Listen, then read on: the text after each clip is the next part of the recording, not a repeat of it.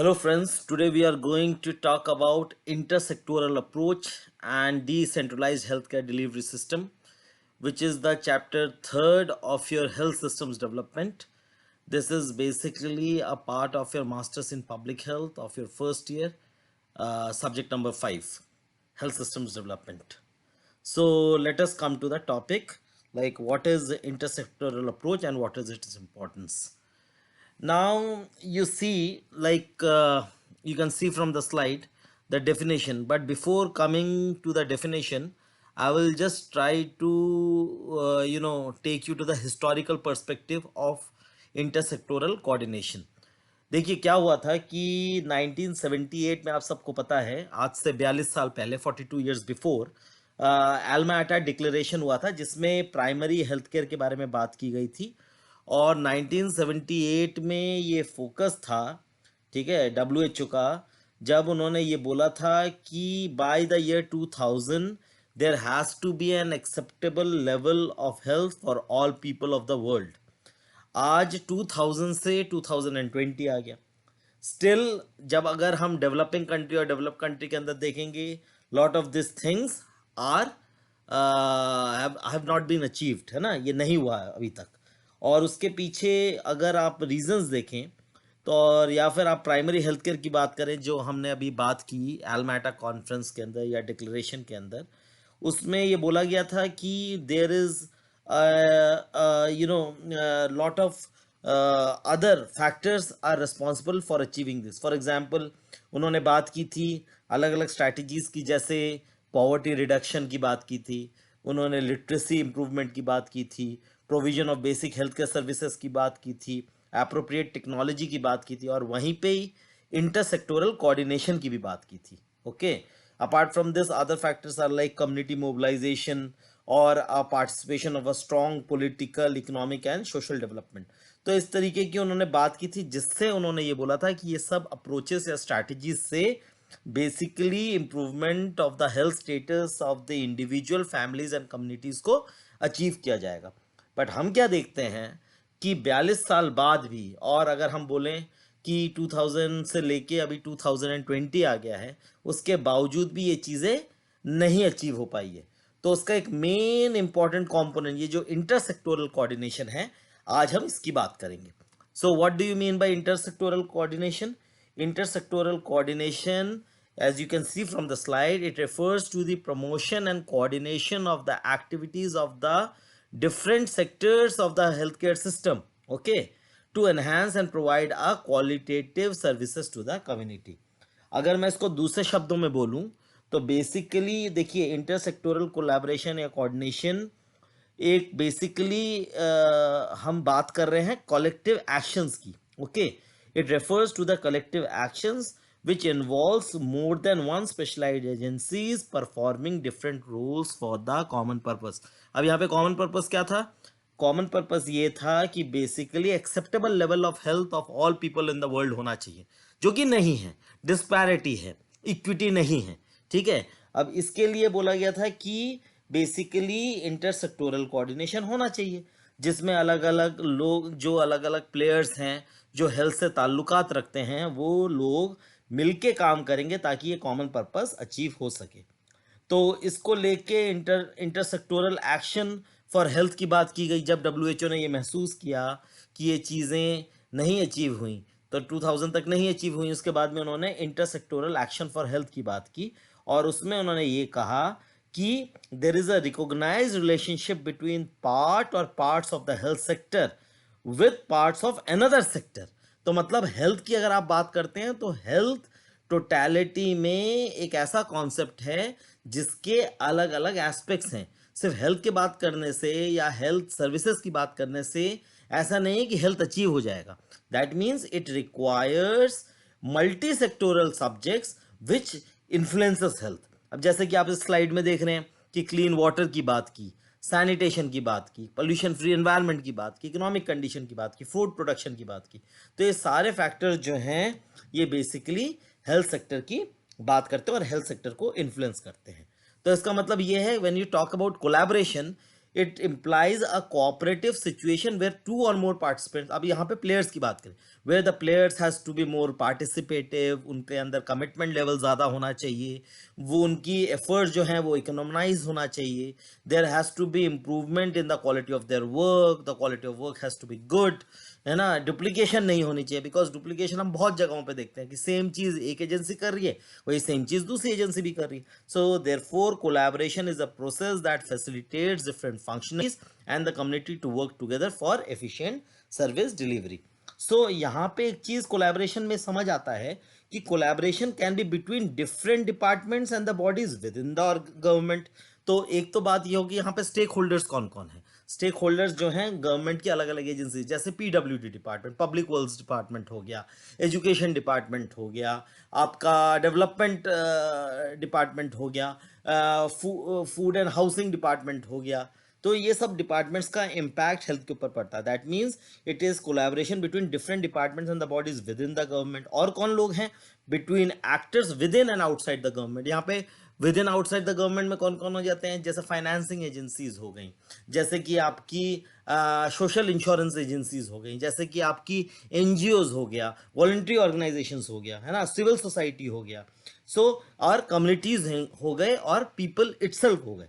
So these actors are basically may be outside the government. You got my point. So ये चीज़ें समझनी बहुत ज़रूरी है फ्रॉम एन इंटरसेक्टोरल कोऑर्डिनेशन या कोलैबोरेशन एस्पेक्ट से. सो बेसिकली देखिए, बात करने में बहुत अच्छा लगता है या जार्गन्स देने में. अब यहाँ पे हम जैसे बोलते हैं कि कोलैबोरेशन करने से क्या होता है, थर्स्ट होता है, टाइम सेविंग होता है, बेसिकली आपका रेपो ज़्यादा जल्दी बिल्टअप होता है, एफिशिएंसी इंक्रीज होती है, वर्कलोड कम होता है, शेयरिंग ऑफ आइडियाज़ अच्छा होता है एंड ट्रस्टवर्दी होता है. बट देखिए, नेवर सेड डन. बट आज 42 साल हो गए हैं, but still these things have not been achieve. उसका एक आप जीवंत उदाहरण अभी आप देखिए, जैसे कोविड के केसेस में इंडिया का हेल्थ केयर सिस्टम किस तरीके का है, हम कितने फ्रेजाइल हैं, ये एक्सपोज हो गया कि हम अपनी माइग्रेंट पॉपुलेशन जो कि समथिंग अराउंड 30 करोड़ है, हम इसको नहीं संभाल पाए. लोग रास्ते में मर रहे हैं, भूख प्यास से मर रहे हैं, कोरोना से नहीं मरेंगे तो भूख प्यास से मर जाएंगे, अपने घर नहीं पहुंच पाएंगे. So see, this is all very very fragile. Okay, तो मतलब हम पेपर्स के ऊपर हम चाहे जितना अच्छे तरीके से दिखाएं या, but the part of the nature of the fact is, जब तक हम उसको इंटरवेंशनल लेवल तक या कोऑर्डिनेट करेंगे नहीं बिटवीन वेरियस डिपार्टमेंट्स या वेरियस इंटरसेक्टोरल कोऑर्डिनेशन नहीं होगा, तब तक आपका कॉमन कॉज या कॉमन गोल जो है वो अचीव नहीं हो पाएगा. सो ये क्यों ज़रूरी होता है, so that we can improve upon the vertical nature of the programs. हम प्राइमरी हेल्थ केयर को अच्छा बना सके, हम उसको डायरेक्शन दे सके और टीम वर्क को प्रमोट कर सके. ठीक है ना. We will come to this part कि ये प्राइमरी हेल्थ केयर से कैसे कोरिलेटेड है. तो बेसिकली हम क्या बात कर रहे हैं कि कोऑर्डिनेशन की ज़रूरत है क्यों. कोऑर्डिनेशन की ज़रूरत नॉलेज के लेवल पे है, एटीट्यूड के लेवल पे है एंड प्रैक्टिसेस के लेवल पे है. नॉलेज के लेवल पे क्यों है, क्योंकि जब हम कोई भी चीज़ इंप्लीमेंट करते हैं तो हो सकता है कि हमारी अंडरस्टैंडिंग दूसरी फील्ड के बारे में ज़्यादा नहीं है, तो हमारी जो डेफिशिएंसी है वो शायद दूसरा डिपार्टमेंट पूरा कर सके.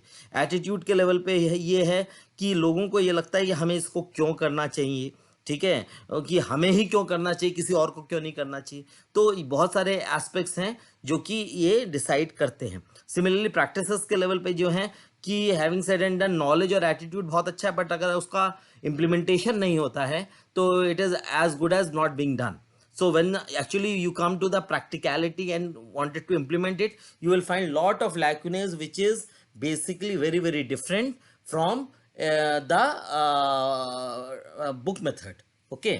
सिमिलरली जब हम बात करते हैं इंटरसेक्टोरल कोऑर्डिनेशन की, सो पीडब्ल्यूडी डिपार्टमेंट जैसे supply of safe water, excreta disposal, maternal and child health, family welfare, endemic diseases, health education. So these is a big range of subjects which are basically important from those aspects. Now pre requisites क्या हैं एक अच्छे coordination करने के लिए. देखिए, leadership बहुत बहुत इंपॉर्टेंट है. हम बार बार करके बोलते हैं, या अगर आपने हेल्थ सिस्टम्स का हमारा वीडियो देखा है, जिन्होंने नहीं देखा है वो हमारी यूट्यूब चैनल पे जाएं, वो AIHMS के चैनल पे जाके आराम से हेल्थ सिस्टम्स का वीडियो देख सकते हैं, जहाँ पे हमने लीडरशिप इन हेल्थ केयर के बारे में बहुत डिटेल्स में बात की है. सो लीडरशिप, मैनेजमेंट एंड अकाउंटेबिलिटी, 3 बहुत इंपॉर्टेंट कंपोनेंट है किसी भी हेल्थ सिस्टम के फंक्शनरीज के. विलिंगनेस होने बहुत ज़रूरी है. आपकी पॉलिसीज़ कैसे बनी हैं, आपकी प्रायोरिटीज़ क्या हैं, आप कॉमन विजन क्या शेयर करते हैं, आप रोल्स एंड रिस्पॉन्सिबिलिटीज़ या डिसेंट्रलाइजेशन आप किस तरीके से करते हैं, आप पार्टिसिपेटरी डिसीजन मेकिंग किस तरीके से लेते हैं, स्टेक होल्डर्स को कैसे अपनी चीज़ों में इन्वॉल्व करते हैं, आप बेसिकली स्ट्रैटेजीज़ को कैसे स्पेल आउट करते हैं, आप जॉइंट मॉनिटरिंग कैसे करते हैं, उसका इवैल्यूएशन कैसे करते हैं, ठीक है ना, और आप इमीडिएट या रेमेडियल मेजर्स कैसे लेते हैं if you come across certain situation will actually reflect upon how effective will be your intersectoral coordination, as you can see from the slide. Similarly, अगर आप देखें when we talk in terms of coordination, so we should know how we are listing the program. So listing of the programs या उसकी prioritization करना बहुत ज़रूरी है, आपके वीक एरियाज को आइडेंटिफाई करना बहुत ज़रूरी है, अपनी ऑर्गेनाइजेशंस को डिफाइन करना बहुत ज़रूरी है, उनके टास्क एलिमेंट्स या एक्शन प्लान को सेग्रीगेट करना बहुत ज़रूरी है कि वो इंडिपेंडेंट टास्क करेंगे, whether they will be going for a joint task, और शेयरिंग ऑफ द रिसोर्सेज क्या रहेंगी, फील्ड वर्क टीम्स क्या रहेंगी, और इनफॉर्मल फोरम वो क्या बनाएंगे, वो सोसाइटी में कैसे काम करेंगे, इंडिविजुअल के साथ काम करेंगे या कोलैबोरेशन में काम करेंगे या फैमिली से. So all these things will basically frame your the strategy, so which is very very important. Similarly, community participation is of utmost importance when you talk about intersectoral coordination, because by the people for the people है ना, is very very important. So from these perspective, community participation basically will help you in overcoming the sectoral barriers, और या community level पे जो barriers हैं, it will try to overcome them. Similarly, it is a long task, because see, without community's participation nothing can be achieved, because they will be able to analyze their problems much better than we can, because there are certain social issues, economic issues, which they will know their conditions much better than the expertise are. Okay. Similarly, the close monitoring of the implementation of the program, or how much these programs have been effective, what are the tangible results in these programs. So all these will frame the community participation results. So if you can see from this slide, so decentralization, like I said, is very very important. You can take some community participation projects like Rangabela program in West Bengal, or you can talk about Maharashtra Jamkhed, where there is a comprehensive rural development project. You can go through this project individually on Google and can find out the details of these programs. Similarly, in Tamil Nadu, there is a Rusha integrated health and community development. So India has got lot of good success stories. But see, these success stories, whether in one state can be implemented to the other state, has to be seen and has to be studied properly. Similarly, when you talk about decentralization, as you can see from this slide, there is a central authority which is basically responsible for policy making. अब central authority खुद ही अगर बाकी सारी चीज़ें करने लग जाएं, है ना, सेंट्रलाइजेशन ऑफ पावर हो जाए, तो फिर वो चीज़ें पहुंचती नहीं है ग्राउंड लेवल पे, और उसको उस लेवल पे स्केल अप करना या उस लेवल पे इंप्लीमेंट करना, it becomes very challenging. So you have to put up local authorities, there has to be competition between the two, there has to be other authorities, and there has to be which are basically providing the services, how these services are reaching the consumer, what is the reaction or the feedback of the consumer to the local authority regarding the provider. So it makes a complex system, and these systems and these processes can be evaluated by means of measuring the quality of the services as well as the health outcomes. So from here we want to understand that why decentralization is important, because decentralization will basically help for better coordination, it will improve our implementation of the health programs, it will basically again help in better transparency, accountability, sustainability, equity, quality of care, जो मैंने अभी starting में आप लोगों को बताया था. तो कैरेक्टरिस्टिक्स ऑफ डिसेंट्रलाइजेशन क्या होता है, ये कंसंट्रेट कर देता है, डेवल्यूट कर देता है, डेलीगेट कर देता है और प्राइवेटाइज कर देता है. ठीक है, उसकी कुछ खामियां भी हैं, ऐसा नहीं है कि it is all about good, है ना, but there are you have to one has to measure the pros and the cons in these aspects. So when you talk about the various controversies regarding health decentralization, so basically objectives को ले लेते हैं और कुछ issues को. तो basically decentralization will help to improve the technical efficiency. It will help to allocate, increase allocative efficiency. It will help to empower your local governments. It will increase the innovation of the service delivery. It will increase accountability. It will increase quality of health service, increase equity. But then there are certain controversy, because see, when you actually these things from a log frame point of view, जब हम log frame कोई भी बनाते हैं तो हम उसमें vision, mission, output, input की बात करते हैं. उसके साथ में हम बात करते हैं OVIs की, objectively verifiable indicators and threats. So what the issues and the controversies you can see over here, it is basically a threat, कि क्या चीज ऐसी है जो आपके पूरे स्ट्रक्चर को या पूरे गोल को बिल्कुल डैमेज कर सकता है. ठीक है. So you need to take care of those red lines, so that you should not be able, so that these may not be able to sabotage your goals. So ये बहुत इंपॉर्टेंट होता है. Similarly जैसे कि allocative efficiency में we have written there is a decrease consensus and increase coldness central and. अब local government, central government और state government में अगर दोनों स्टेट गवर्नमेंट्स बिल्कुल अलग अलग हैं, दोनों की प्रायोरिटीज अलग हैं, अगर दोनों के अंदर ये होल्ड लग जाए कि इसका क्रेडिट कौन लेगा, सो एक्चुअली जो स्टेक होल्डर्स हैं दे फील लॉस्ट आउट, क्योंकि वो दोनों बेसिकली एक ईगो क्लैशेस होने के बहुत उस वहाँ पे चांसेस हैं. सिमिलरली अकाउंटेबिलिटी की जब बात होती है तो कि किसको अकाउंटेबिलिटी है, कौन उस पर वॉच डॉग का काम कर रहा है, वेदर कोर्ट्स काम कर रही हैं, सिविल सोसाइटी काम कर रहा है, मीडिया काम कर रहा है. So these things are very very complicated in nature. So based on this, when we come to the decentralized system, तो हमने कहा कि उसके सर्टेन एडवांटेजेस हैं, वी हैव ऑलरेडी स्पोकन, और उसके कुछ चैलेंजेस हैं कि उसकी इंप्लीमेंटेशन प्रॉपर हो पाएगी कि नहीं पाएगी. पॉलिटिकल बहुत इंस्टेबल हो जाती हैं, क्योंकि जब कोई दो डिफरेंट टाइप की गवर्नमेंट, क्योंकि पॉलिसी लेवल पे यहाँ पे पॉलिटिकल, सोशियो इकोनॉमिक बहुत सारे फैक्टर्स हैं जो इंटरसेक्टोरल कोऑर्डिनेशन की चीज़ों को गवर्न करती हैं. तो जैसे कि मैं आपको यहाँ पे एक एग्जाम्पल बता रहा हूँ. मान लीजिए कि स्कूल हेल्थ प्रोग्राम की बात कर रहे हैं. अब जब स्कूल हेल्थ प्रोग्राम की बात कर रहे हैं तो school health is basically engaging the health and the education sector. Aim क्या है? The aim is basically to improvise the wellbeing of the children and in order to reduce the school absenteeism and improving the learning. This is your goal. So school health services are used worldwide, everywhere. So there is a new concept which is being given by, integrated by World Bank, WHO, UNICEF and UNESCO. अब इसका नाम क्या है? इसको इन्होंने नाम दिया है फ्रेश. फ्रेश का फुल फॉर्म क्या है? Focusing resources on effective school health. अब इंडिया में तो मिड डे मील प्रोग्राम चल रहा है. अब मिड डे मील प्रोग्राम में, अब जब आपने पीछे एक न्यूज़ देखी होगी जहाँ पे यूपी में मिड डे मील प्रोग्राम के नाम पे बच्चों को नमक खिलाया जा रहा है.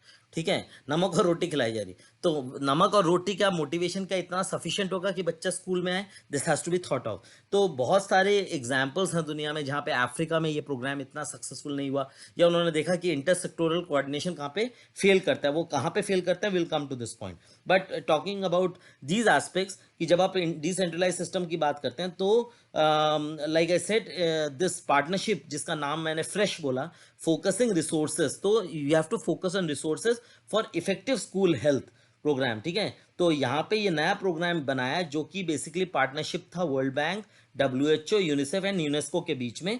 एंड उन्होंने ये चीज़ को एम्फसाइज किया कि फ्रेश का मतलब है without proper education health suffers, and without proper health good education is also not possible. तो वाइस वर्सा वाली बात है. अब कौन कौन से स्टेक होल्डर्स हैं जो इनको मतलब केटर करते हैं, that has to be thought of. Similarly intersectoral coordination का दूसरा एग्जांपल मैं आपको बता रहा हूँ कि जब मैं मिलेनियम डेवलपमेंट गोल्स की बात करता हूँ, ठीक है, तो वहाँ पे हम बोलते हैं कि we have to reduce the child health, we have to improvise upon maternal and child health, we have to combat HIV, AIDS, malaria and major diseases. But these all basically call for the well functioning of the health systems. Health systems हम already discuss कर चुके हैं. जिन लोगों ने नहीं देखा वो please हमारे AIHMS के यूट्यूब चैनल पे जाएं और हेल्थ सिस्टम्स का हमारा वीडियो देखें in order to get more information like what are the pillars about health system. Now health systems अगर वेल फंक्शनिंग नहीं होंगे, बिकॉज हेल्थ सिस्टम खुद बेसिकली अलग अलग इनपुट्स पे डिपेंडेंट हैं. एग्जाम्पल के तौर पे अगर हम बोलते हैं कि वैक्सीनेशन प्रोग्राम अगर करना है हमें, so good vaccination program will depend upon optimal public power supply, because these are required for the efficient maintenance of the vaccine cold chains, so as to maintain the potencies of the vaccine to reduce child death. अब अगर proper power supply नहीं होगी तो भाई अब vaccination का programme आपका successful नहीं रहेगा. सिमिलरली आपको अगर बेसिकली चाइल्ड डेथ को बचाना है तो सिमिलरली आपको ब्लड बैंक्स की ज़रूरत है ताकि ब्लड मिल सके. So this calls for intersectoral coordination.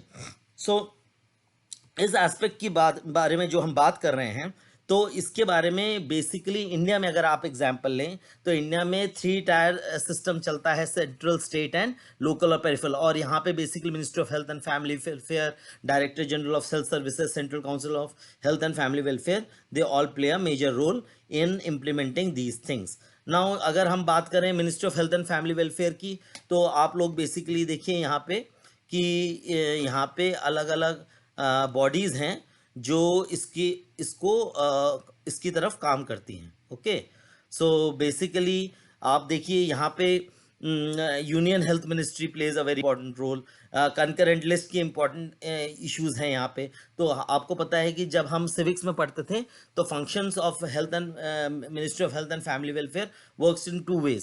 One is your union list, other is your concurrent list. Union list वो हैं जो सेंट्रल गवर्नमेंट के अधीन है, और कंकरेंट लिस्ट वो हैं तो बेसिकली जिसमें स्टेट गवर्नमेंट और सेंट्रल गवर्नमेंट की इक्वली पावर्स हैं. So you can C from here. So DGHS जो director general of health services है, उनके पर्टिकुलर जैसे अभी कोरोना का केस है तो it is under the central government, because ये बेसिकली पैंडेमिक है, तो pandemic is under the control of the central government.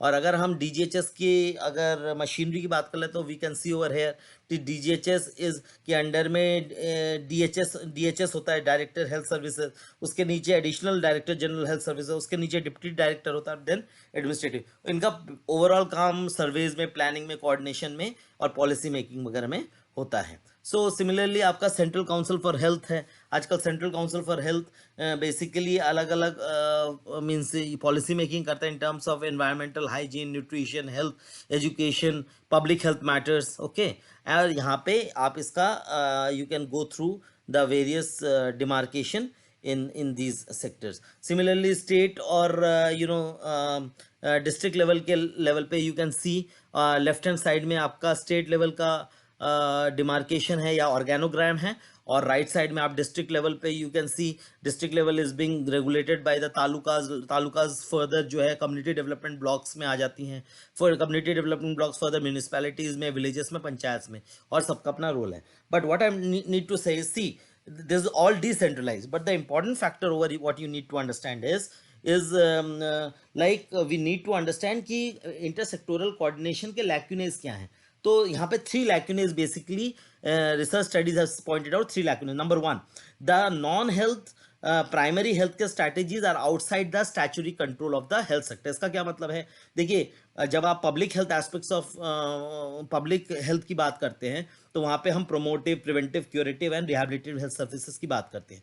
But जब उसके पुअर परफॉर्मेंसेस की बात आती है तो पुअर परफॉर्मेंस से वो जिम्मेदार नहीं है, but it is basically the intersectoral action की कमी के वजह से बेसिकली हेल्थ सेक्टर कमज़ोर पड़ जाता है. सिमिलरली अगर हम प्राइमरी हेल्थ केयर की बात करते हैं कि जितने भी नॉन हेल्थ सेक्टर्स हैं, on their agenda health is not a priority. Example, जैसे हमने देखा है कि प्राइमरी हेल्थ केयर के अंदर जो बेनिफिट्स देखे हैं वो लार्जली जो है वो कोइंसिडेंसेस की वजह से हुए हैं.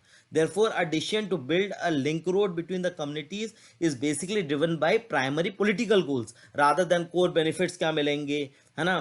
तो ये बेसिकली बहुत बहुत इंपॉर्टेंट फैक्टर है. और last but not the least, the practical initiative from the health sector towards intersectoral collaboration are basically lacking. Health sector की कमी तरफ से भी कमी है बहुत कुछ, बिकॉज उनका क्या है कि हेल्थ वर्सेस नॉन हेल्थ के बीच में जो कोलैबोरेटिव प्रोजेक्ट्स होने चाहिए वो बहुत ही अनकॉमन है, वो प्रैक्टिकल तरीके से नहीं इम्प्लीमेंट किए जाते. और उसमें जो एटीट्यूड की बात आती है वो कहते हैं ठीक है, करत करत अभ्यास जड़मती हो सुजान, that means practice makes a man perfect, कि धीरे धीरे करेंगे, let us wait and see, let us hope the things will get better, ये इस तरीके का एटीट्यूड होता है. हमें तो किसी ने नहीं बोला. So these things are very very important. So I will just discuss one case study before summing up. अब जैसे नाइजीरिया का मैं एग्जांपल अगर आप लूँ तो नाइजीरिया में 80% जो डिजीज बर्डन है that is because of that is basically water related diseases. अब that means provision of safe drinking water is an important component of your primary health care